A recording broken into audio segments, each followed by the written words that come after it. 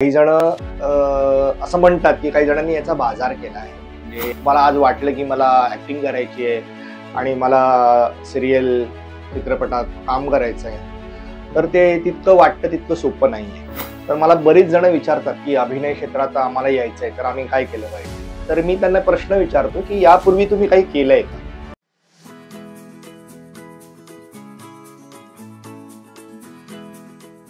नमस्कार, मी Rohan Pednekar. Theatre holic या YouTube चॅनलवर तुम्हा सगळ्यांचं मी मनापासून स्वागत करतो. मित्रांनो, आज आपण एका अशा विषयावर बोलणार आहोत, तो म्हणजे अभिनय क्षेत्राशी निगडीत असेल. थंबनेल तुम्ही पाहिलं असेल, अभिनय शिबिर करावं की नाही. तर तत्पूर्वी अभिनय शिबिर हे जे असतात ते वेगवेगळ्या पठडीचे असतात. म्हणजे काही जण असं म्हणतात की काही जणांनी याचा बाजार केला आहे. म्हणजे अभिनय क्षेत्र लोकांना आमिष दाखवतात की आम्ही तुम्हाला आमच्या चित्रपटात, आम्ही मालिकेमध्ये असं काम देऊ वगैरे असं सांगतात. तर काही जण खरंच देतात, तर काही जण फक्त ते जाहिरातीपुरती मर्यादित असतं. तर मुद्दा येऊन जाऊन इथेच फिरतो की अभिनय शिबिर करावं की नको. तर मी या मुद्द्यावर येतोच. पण अभिनयासाठी कोणतं तंत्रशुद्ध शिक्षण महत्वाचं असतं का? तर माझं मत असं आहे की हो. तुम्हाला जर डॉक्टर व्हायचं असेल तर तुम्हाला MBBS किंवा त्यासाठी परीक्षा द्यावी लागते. इंजिनियर व्हायचं असेल तर त्यासाठी परीक्षा द्यावी लागते. पुन्हा वेगवेगळ्या क्षेत्रात जायचं असेल, साधी पोलीस मध्ये भरती करायची असेल तरी देखील तुम्हाला अनेक परीक्षांमधून पास होऊन तुम्हाला पोलीस होता येतं. तर अभिनय क्षेत्र देखील असंच आहे. म्हणजे तुम्हाला आज वाटलं की मला ऍक्टिंग करायची आहे आणि मला सिरियल चित्रपटात काम करायचं आहे, तर ते तितकं वाटतं तितकं सोपं नाहीये. हो, म्हणजे अभिनय आपल्याला सोपा वाटतो पण तो तितका सोपा नाही आहे. कारण असं आहे ना की आपल्याला वाटतं की हा बोलतोय अभिनय म्हणजे अभिनय करताना, तर ते तसं मी बोलू शकतो. तर ती नक्कल झाली. दॅट इज कॉल्ड, तुम्ही त्याला कॉपी करताय, त्याला मिमिक म्हणतात. त्याला एखाद्याचं करून जे आता रील्स वरती डायलॉग्स वगैरे बोलणं चालू असतं, त्याला अभिनय म्हणत नाही, तर ती नक्कल असते. नक्कल आणि अभिनयामध्ये खूप फरक आहे. पुन्हा मिमिक्री आर्टिस्ट हा एक प्रकार वेगळा आहे. त्यावर मी कधीतरी वेगळ्या विषयावर बोलीन, मी एक वेगळा व्हिडिओ करीन. पण अभिनय कोणी करावा असं मला वाटतं. अभिनय ना हा तुमच्या आतमध्ये दडलेला असतो. म्हणजे तो तुमच्या आतमध्ये असतो आणि तो तुम्हाला करावा असा वाटतो आणि त्याखेरीज तुम्ही काही करू शकत नाही, त्यानेच अभिनय करावा. म्हणजे मी काय म्हणतोय, ज्याला असं वाटतं की मी अभिनयाशिवाय दुसरं काही करू शकत नाही, त्यानेच अभिनय करावा. तर मला बरीच जण विचारतात की अभिनय क्षेत्रात आम्हाला यायचंय, तर आम्ही काय केलं पाहिजे. तर मी त्यांना प्रश्न विचारतो की यापूर्वी तुम्ही काही केलंय का? तर त्यांचं म्हणणं असतं की नाही, आम्ही असं काही अभिनय क्षेत्रात काही केलं नाही किंवा शाळेतही केलं नाही किंवा काहीच असं काही केलं नाही. माझं असं म्हणणं असतं की अभिनय क्षेत्रात काय यावं असं वाटतं. तर त्यांचं असं म्हणणं असतं की नाही, असंच वाटतं की टीव्हीवर बघितलं पाहिजे कोणीतरी आपल्याला, म्हणून यावं असं वाटतं. तर माझं त्यांना सांगणं असतं की नाही, मग ते तुमचं क्षेत्र नाही. टीव्हीवर बघावं म्हणून जर तुम्ही येत असाल तर नाही, तसं नाहीये. अभिनय ती एक खाज असावी लागते, ती काहीतरी सांगणं असावं लागतं. त्यासाठी अभिनय क्षेत्रात मोठमोठे अभिनेते आलेले आहेत. म्हणजे तुम्ही जर बॉलिवूड मधले घ्याल, म्हणजे नवाज पासून, शाहरुख पासून, अक्षय कुमार, हे जे काही आहेत. पुन्हा आपल्या मराठी इंडस्ट्री मधले लक्ष्मीकांत बेर्डे, अशोक सराफ, दिग्गज कलाकार आहेत, उपेंद्र लेमये, हे सगळे काही दिग्गज कलाकार आहेत ना, ह्यांनी खूप मेहनत घेतली, त्यामुळेच ते अभिनय क्षेत्रात आज स्वतःचा पाय रोवू शकले. तर त्यांनी म्हणाल की असं जॉब किंवा करून, तर मला म्हणजे मुद्दा असा आहे की जॉब करून अभिनय क्षेत्रात, तर माझं म्हणणं आहे की अभिनय व्यवसाय म्हणून बघू नका, मग तो छंद म्हणून बघा. कारण अभिनय हा जो हे जे आहे, अभिनय हे जे क्षेत्र आहे, ते काही तुम्ही आलात आणि लगेच चमकलात असं नाही. प्रत्येक कलाकार हा स्ट्रगल करत असतो. अमिताभ बच्चन देखील, म्हणजे आपण जे अमिताभ म्हणतो त्यांना देखील काही काळ घरी बसावं लागलं होतं.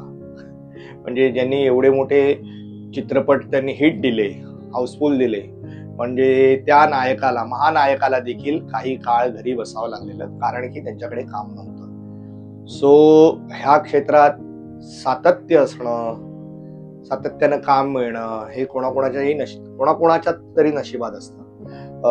पण तितकंही कठीण नाहीये आणि तितकंही सोपं नाहीये. मी काय म्हणतोय ते समजून घ्या. तितकंही कठीण नाहीये, तितकंही सोपं नाहीये. अथक प्रयत्न, स्वतःला ऍज अन ऍक्टर म्हणून इम्प्रूव्ह करावं लागतं. की तुम्हाला अभिनयाचे पैलू माहीत असावे लागतात. तर मुद्दा हा आहे की अभिनय क्षेत्रात येण्यासाठी अभिनय शिबिर करावा की नको. बरं, तर अभिनय क्षेत्रात येण्यासाठी, अभिनय करण्यासाठी, ऍक्टिंग करण्यासाठी कोणी यावं, तर ज्याला वाटतं की हा बाबा मला याच्याशिवाय दुसरं काही जमत नाही. बरं, दुसरा मुद्दा, शिबिर करावं की नको. तर यावर माझं मत आहे की शिबिर हे करावं. तर ते शिबिर कोणी करावं? ज्याला अभिनयाचा देखील माहीत नसतो, पण त्याला असं आतून वाटत असतं की मला अभिनय जमू शकतो, मला अभिनय करता येईल, त्यांनी ह्या अभिनय शिबिरात जावं. कारण की शास्त्र शुद्ध तंत्र अभिनयाचं देखील तुम्हाला माहीत असणं गरजेचं आहे. अभिनय शिबिरात जाऊन काय होतं, तर तुम्हाला त्याची माहिती मिळते. म्हणजे वाचिक अभिनय काय, अंगिक अभिनय काय, वेगवेगळ्या अभिनयाचे प्रकार असतात. कुठे तुम्हाला लाऊड व्हावं लागतं, रडण्यासाठी काय करावं लागेल, एखादा सीन समजून घेण्यासाठी काय करावं लागेल, सिच्युएशन काय असते सीनची. म्हणजे जेव्हा तुम्ही मालिकांमध्ये काम करता, नाटकामध्ये काम करता, तर त्या पात्राचा परिचय काय असतो, हे जे अभिनय शिबिरात जे शिकवतात ते याची माहिती तुम्हाला पुरवतात, की तुम्हाला घरी बसून किंवा टीव्हीवर बघून अभिनय करता येत नाही. याची माहिती मिळण्यासाठी हे नॉलेज जे असतं ते सिनियर असतात. म्हणजे खरं तर अभिनय शिबिर कोणाकडे करावं हा एक मुद्दा आहे, त्या मुद्द्यावर मी येतो. पण अभिनय शिबिर यासाठी करावं, म्हणजे एखाद्या गाण्याचा रियाज असतो, गाण्यासाठी आपल्याला एखाद्या संगीत शिक्षकाकडे जावं लागतं. त्या सुरांचं महत्व, त्या सुरांचं ज्ञान आपल्याला यावं म्हणून संगीत क्षेत्रात संगीत शिक्षक असतो. तसाच अभिनय क्षेत्रातही अभिनयाचा तुमचा कोणतरी गुरु, शिक्षक असणं हे खूप गरजेचं आहे. कारण त्यातले जे काही पैलू आहेत अभिनयाचे ते तुम्ही त्यांच्याकडे गिरवू शकता, त्यातली माहिती तुम्हाला मिळू शकते.